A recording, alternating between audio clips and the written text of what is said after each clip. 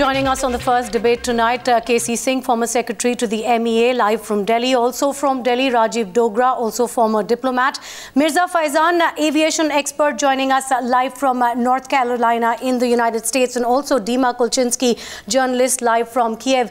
Mr. KC Singh, first up to you. You know, from the evidence that has emerged so far, in your opinion, is the finger of suspicion pointing firmly at Russian-backed rebels in Ukraine? Well, logically, that's how it appears. But then let me start with the caveat. Sometimes logic may not be always accurate because the plane had completely overflown Ukraine. It's flown from west to east.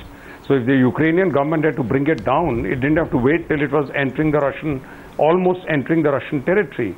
Secondly, this has happened in an area which is controlled by the rebels, and they had earlier brought down 2 helicopters and a plane within the last 1 month.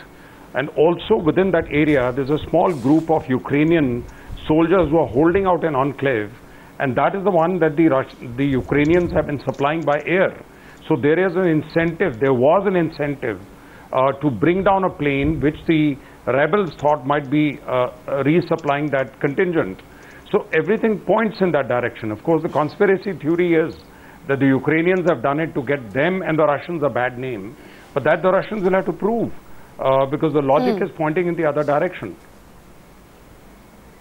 Now, Dima Kulchinsky also with us from Kiev in Ukraine. Dima, what is Ukraine's point of view argument at this point? They are urging the international community to back them for an independent probe. But how long before Ukraine puts out what it calls concrete proof that it has to call this an act of terror by the separatists? There was this word, logic, mentioned by the previous speaker. And the whole situation, the whole drama, it falls within the logic of what is happening on the east of the country right now. And it totally falls within the logic of the people who are destabilizing the situation on the east of the country. And it totally falls within the logic of this attempt to destabilize the country in the whole, and make it look for the rest of the world as the unstable point, as the point which is full of various moods, various criminal situations, but not the will for freedom, but not the will to be an independent country, which takes its own route in direction of Europe, in direction of the new way of living. Simply, to put it in simple words, they don't want to let us go, and it totally falls within the logic of this unwillingness to let us go. And there was one opinion which I kind of read from one of the Russian journalists, and she said, I wouldn't say that this was a conspiracy. I wouldn't say that this was happening because they were planning to do so. But it was happening because of so-called bardak, which can be translated from Russian as mess. This mess was present during Soviet Union in many areas of life. But, you know, the mess, when some things happen unpredictably, probably Putin himself, he wasn't expecting the thing to happen because it's a huge hit at him. But the problem here right now, of course, nobody in this world is being able to accept the blame totally, because accepting the blame means that you are a monster. It's impossible. But at the same time, we have to understand that they will try to avoid this blame. And the thing which is happening right now with this black box is obviously an attempt to take this blame away. The logic points towards pro-Russian separatists. Of course, there will be investigation, but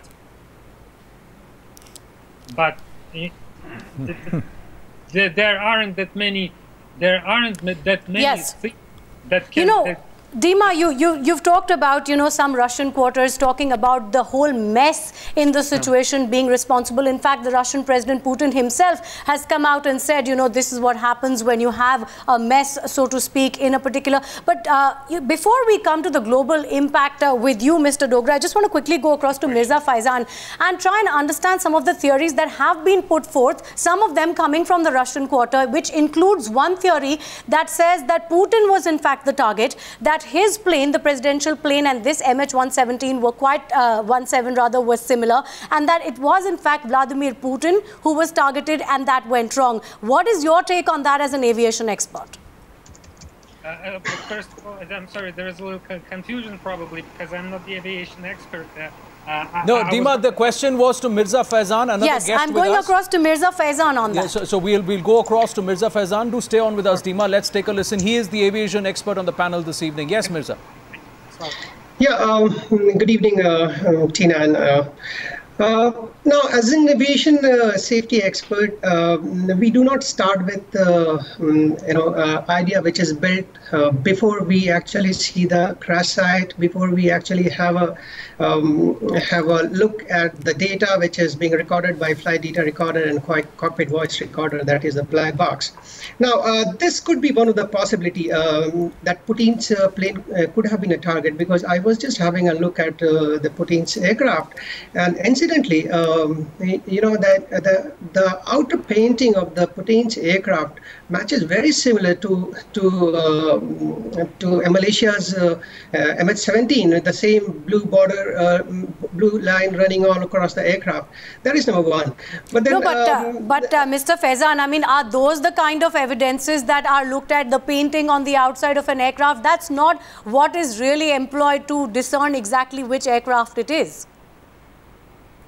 Yeah, no, I am saying just one possibility, Tina. Okay. Definitely, this could be a possibility that Putin's aircraft could have been a target. Not at 33,000 feet from ground up, sir.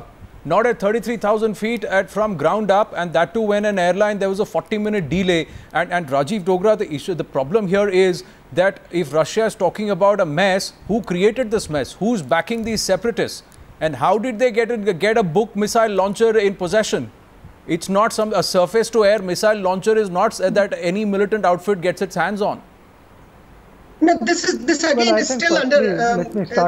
Let me start by saying that this is a tragedy of huge proportions, but this is not the first tragedy of its kind. You might recall that Americans had shot down an Iranian plane in '80s with 200 pilgrims to Mecca in it. The Western world did not come down like a ton of bricks on Americans. So since this morning, Russia has been the target. As I said earlier, right in the beginning, that this is a huge tragedy and the entire world should condemn it. But at the same time, we should not use this tragedy to make a villain out of someone. The second thing is that it takes very little to start a war. And once that spark has started, it takes a huge amount of effort to stop it. Now, while we should ideally wait for the investigations as and when they are complete to pin the blame on someone or the other, some country on the other. But at the same time, we should also reflect on the cause of it and the likely consequences of the way these allegations are going. The cause of it was the American desire to uproot and destabilize an elected government in Ukraine. Since then, it's been a slide downwards. And if you look at the American behavior with Russia, every second day they are imposing sanctions on Russia. Every second day Obama is doing something which is personally insulting to Putin, including Mr. Rajiv Dogra, do you think anybody, any of those families who have lost their loved ones out of those 300 families will buy this explanation? What was their fault? It's a civilian aircraft. You are having a war, you are having a conflict between two countries, two nations, and whoever backs whoever. Whose business is it to aim at a civilian aircraft that had nothing to do with either Russia or Ukraine?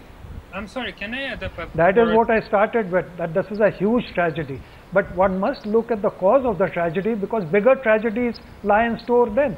If the world does not reflect on it, tries to cool down the issue, then who knows what might happen. Yes, Dima, you had a point to make. Rajiv Dogra, just hold on. Single bullet. Can I possibly please add about this conspiracy theories regarding United States participation in the Ukrainian crisis and so on and so forth?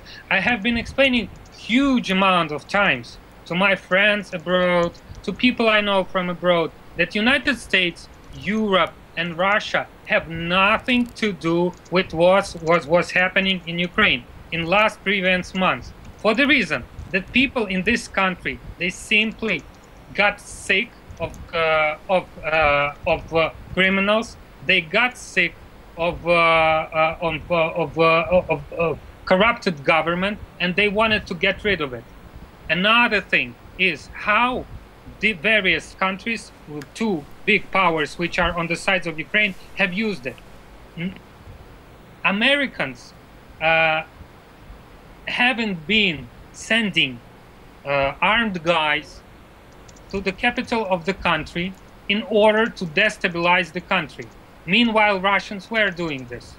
Americans haven't been trying to impose their people in the state security service. They haven't been bribing or whatever. Meanwhile, Russia, and this is proved with the Ukrainian state security service, it has been attempting to do this. There is the one thing has to be understood. If Americans were supportive of Ukraine's struggle in fight against corruption, the main word here, the main notion here is corruption. That's it. There is nothing else. Ukrainians got sick of corruption. That's it. Nothing else.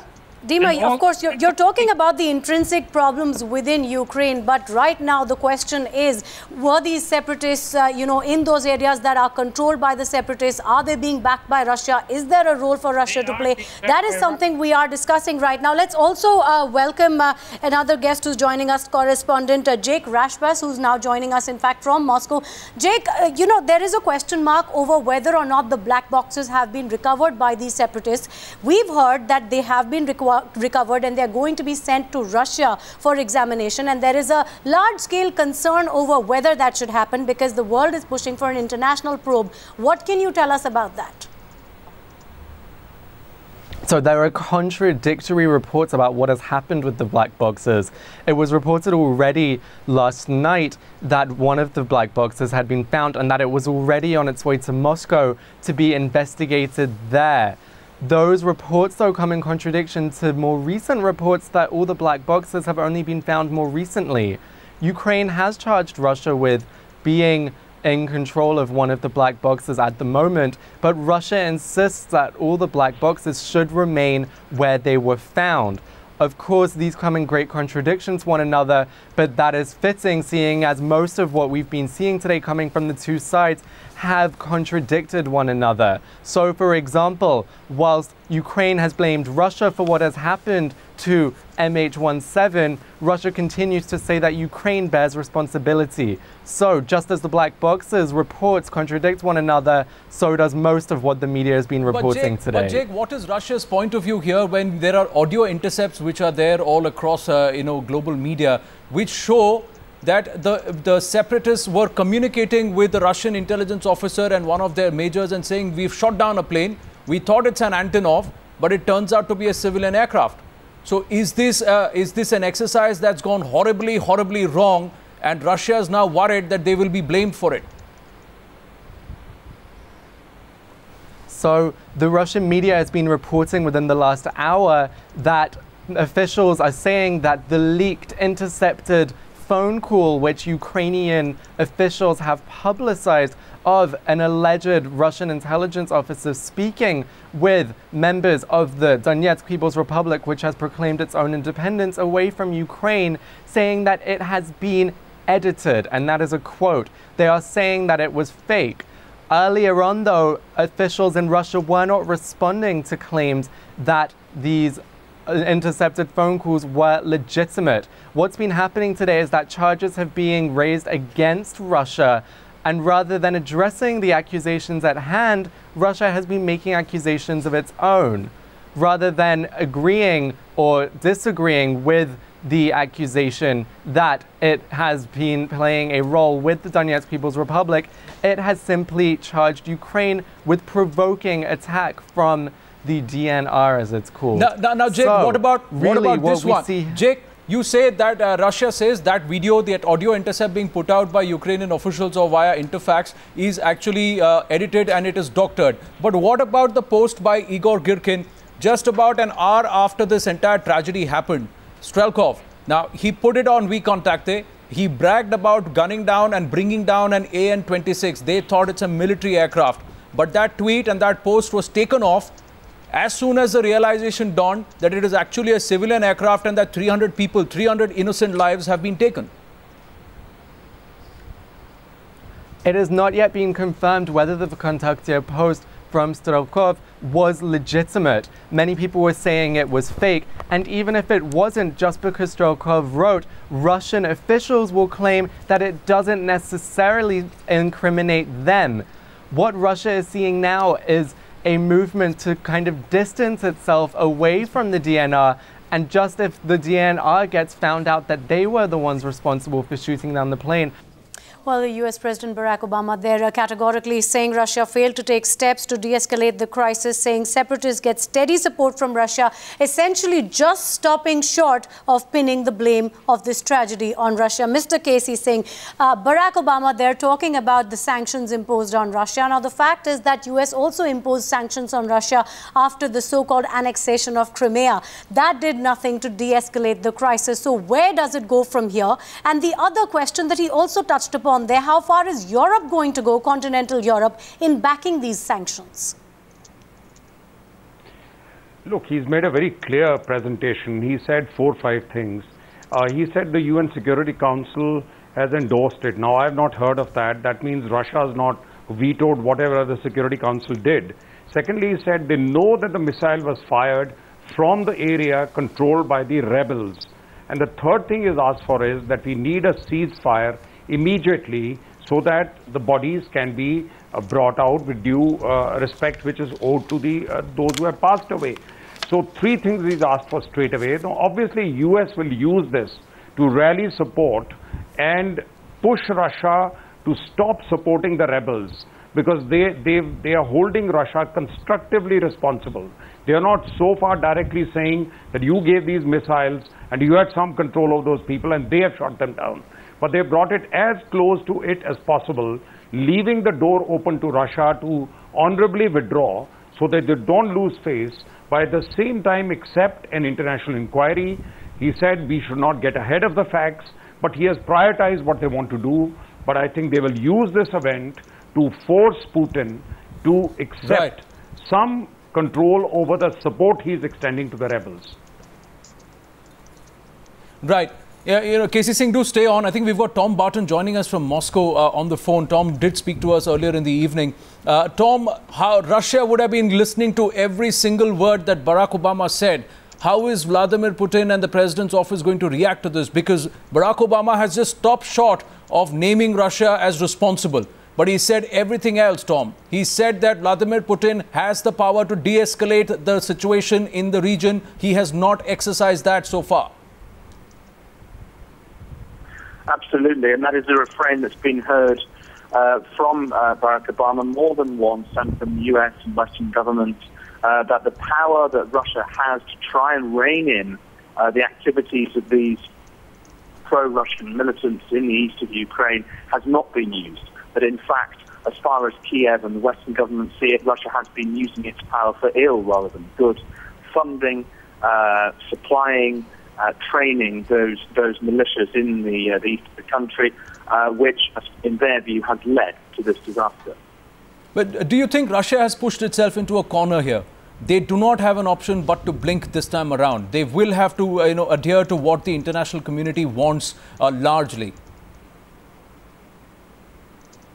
Well, I think that the Russian government is, to a degree, concerned about international isolation, economic and political. Sanctions here. There has been officials admitting that they are hurting, that they are having an effect, and the likelihood now does certainly not seem less of further sanctions or greater sanctions after this. And so political isolation as well. Russia's diplomats have long sort of said, sometimes openly, that they want a place at the top tables around the world. And as far as Kiev and Western governments are concerned, this is not the way to go about getting there. Well, Tom, you know, we have K.C. Singh with us, who was just talking about the fact that President Barack Obama has perhaps left this sort of window for Russia, and it's really, the ball is in Russia's court as to how to react now as far as the crisis in the region is concerned. But the question is, the existing sanctions so far, they've not done much to de-escalate the crisis. So what happens from here on? And also looking at the prospect of perhaps more stringent sanctions on Russia, how would that affect Europe as a whole? I think that the relationship between Ukraine and Russia, obviously a long one, with great depth and also great suffering in the past as well. I think that, yes, the Ukrainians don't necessarily want to get into any large-scale fighting with Russia. They've been trying to seal off the border, and there has been reports on both sides. And in this UN meeting as well, of exchanges of fire across the border, each accusing the other of being the aggressor here. But especially after incidents like this, Western governments are rallying around Ukraine's government and seeing that really any chance to try and allow Russia to do the right thing has probably, if not already run out, but is certainly a lot more difficult than it was before. Tom, just to stay on with us on the phone, because I'm just going to go across to Dima Kolchinsky, who's a journalist and a TV producer joining us from Kiev. Dima, you've heard the president. You've heard what the views coming out from Moscow are largely. How does Ukraine welcome Barack Obama's statement or respond to Barack Obama's statement? And do you think that Vladimir Putin and Russia will now try and de-escalate the tension there?